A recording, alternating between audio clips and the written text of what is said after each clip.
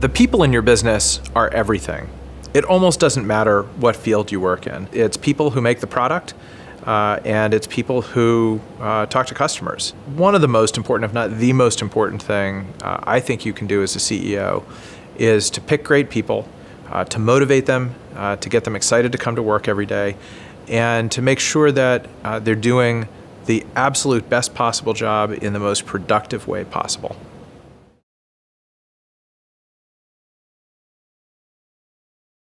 As you grow your business, and as you place importance on bringing the right people into it, you're going to find, I guarantee, a lot of challenges around the recruiting process. The three biggest things that prove to be challenging for entrepreneurial organizations: one, defining the job properly. Periodically, you're not just going to be filling an existing job, but creating a new one.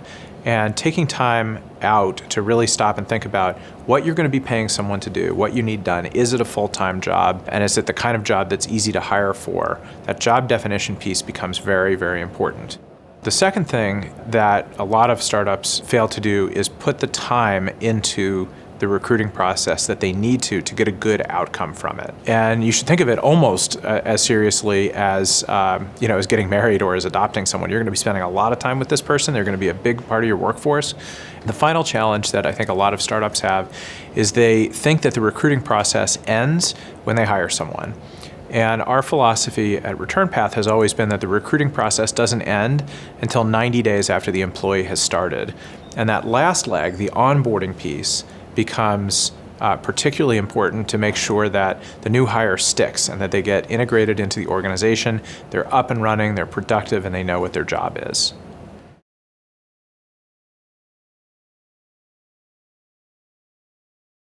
What makes a great team at one stage of the company's business does not make necessarily for a great team at later stages of business. One of my board members has the biology metaphor about this, where he says, early on in an organism's life, it's a single cell, and that cell does everything, and then the cell replicates into a bunch of cells, all of which do everything. Eventually, you develop into a higher order organism that has specialized organs, et cetera, et cetera.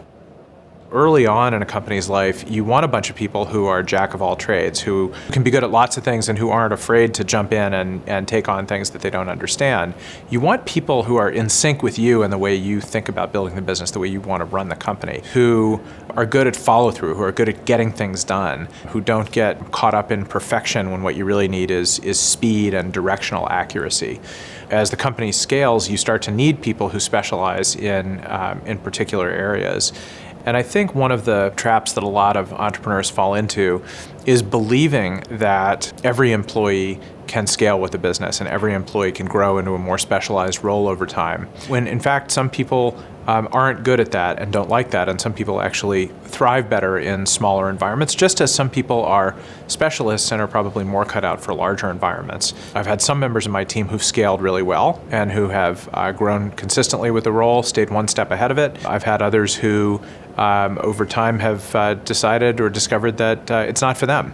I'll never forget, there was one day when we were somewhere around 25 employees, and one of our engineers, our software developers, came in to see me, and he said he was resigning because we had gotten too big and too corporate at all of 25 people. I asked him what he meant by that, and he said, I just realized that it used to be in the early days that we all made every decision together, and now I see meetings happening that I'm not part of, and it just doesn't make me feel like I'm part of the team anymore. Now, the reality is that we never made all decisions together as an entire company, but that was his reality, and his perception is what mattered to him. That's okay. That's his prerogative. Good for him for recognizing that and recognizing that what he really wants to do is be part of a really small team.